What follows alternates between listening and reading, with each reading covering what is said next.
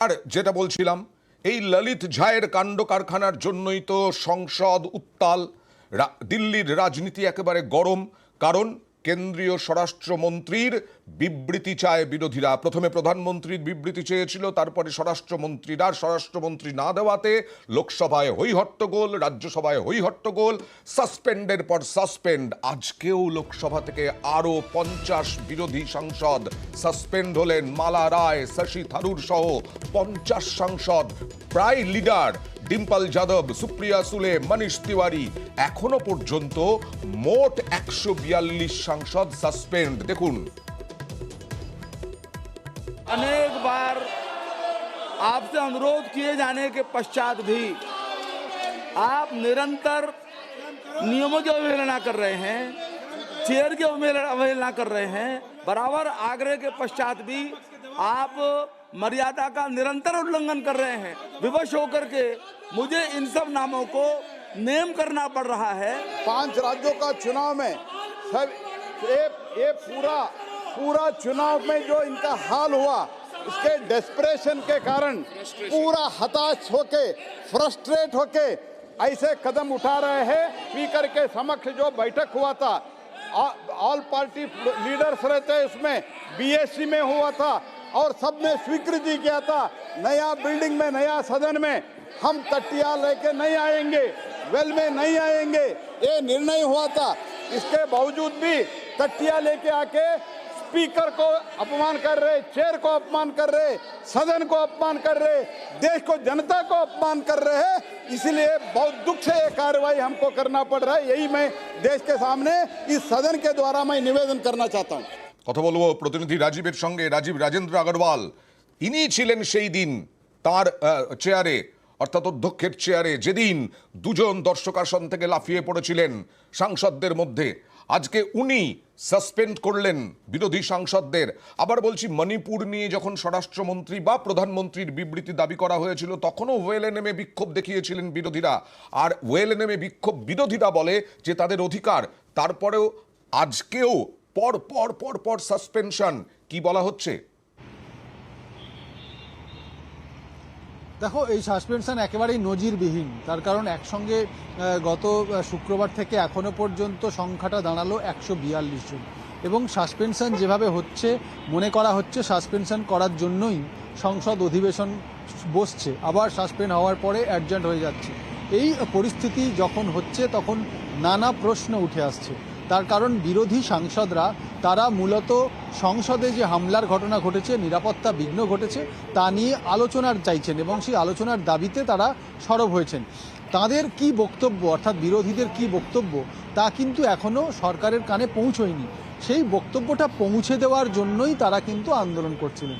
অর্থাৎ সংসদ কক্ষে দাঁড়িয়ে তারা প্রত্যেকে নিজেদের বক্তব্য জানাতে চান এবং পাল্টা সরকারের বক্তব্য কি সেটাও শুনতে চান। আর যেটা কিনা গণতান্ত্রিক একটা প্রক্রিয়া, সেই প্রক্রিয়াতেই যাতে সরকারের টনক নাড়ানো যায়, তাই জন্যই সংসদের ভেতরে 2 কক্ষে বিরোধী সাংসদরা তারা সরব হয়েছিলেন।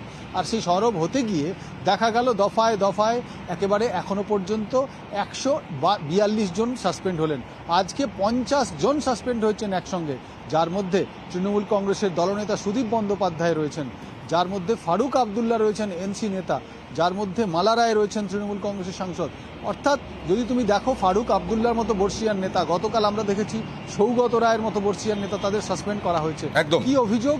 না যে সভা পরিচালনার ক্ষেত্রে সংসদের নিয়ম কানুন নাকি মানা হয়নি। একদম সিনিয়র লিডাররা সংসদের নিয়ম কানুন তারা মানেননি, এই অভিযোগেই সাসপেন্ড। যেমন ফারুক আবদুল্লাহ, যেমন শশী থারুর, যেমন মনীষ তিওয়ারি। দেখুন, पुलिस किसके हाथ में है? वो सारी होम मिनिस्ट्री के नीचे है। तो क्या हो जाता अगर वो 5 मिनट आते और कहते जनाब ये हो गया है, हम इस पर कार्रवाई कर रहे हैं, और क्या कहना था? प्रोटेस्ट कब तक चलता रहेगा? जब तक वहाँ एक भी रहे। Parliament has been totally delegitimized.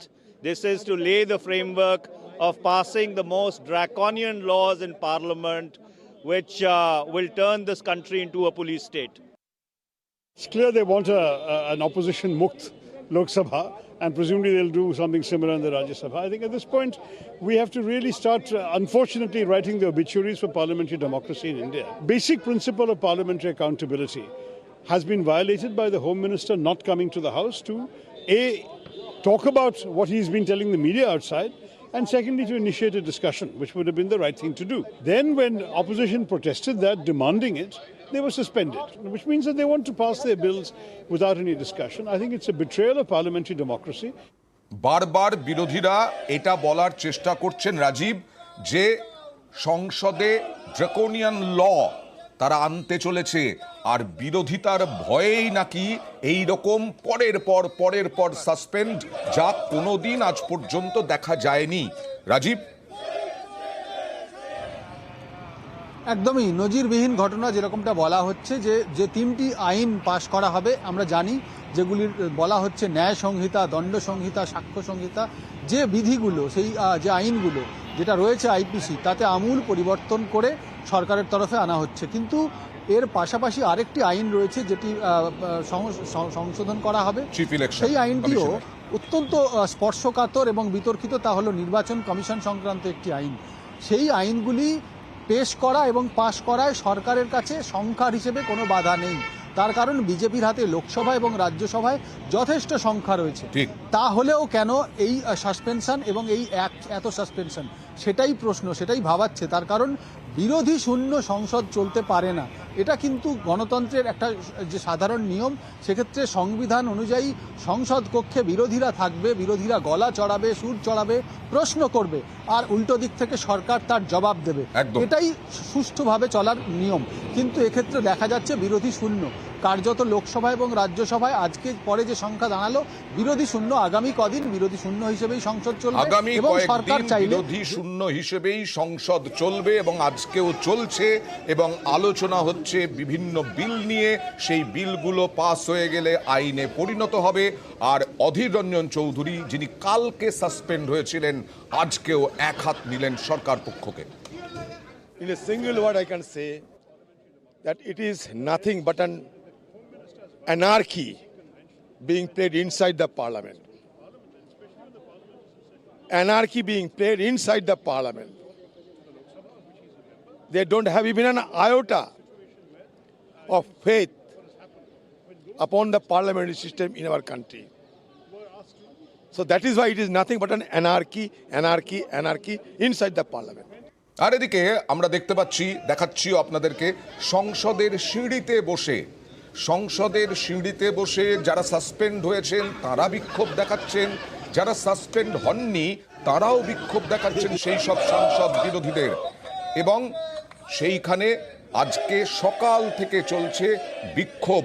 কালকেই এই পরিকল্পনা নেওয়া হয়েছিল, পরিকল্পনা মাফিক আজকে কর্মসূচি মাফিক আজকে সাসপেনশন প্রত্যাহারের দাবি নিয়ে আজকে সাংসদরা সংসদের সিঁড়িতে বসে বিক্ষোভ দেখাচ্ছেন। এটাও বোধহয় সাম্প্রতিককালে দেখা যায়নি। অন্যদিকে গান্ধী মূর্তির নিচেও আজকে সকাল থেকে বিক্ষোভ দেখিয়েছেন এই সাংসদরাই। মল্লিকার্জুন খাড়গে, কংগ্রেস সভাপতি, তিনি কি বলছেন দেখুন।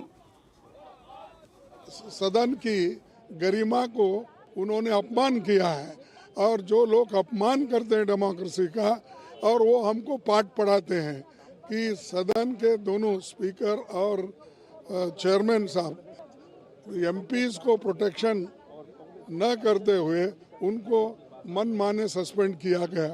ये डेमोक्रेसी के लिए अच्छा नहीं है, ये डराने की बात हो गई है। গতকাল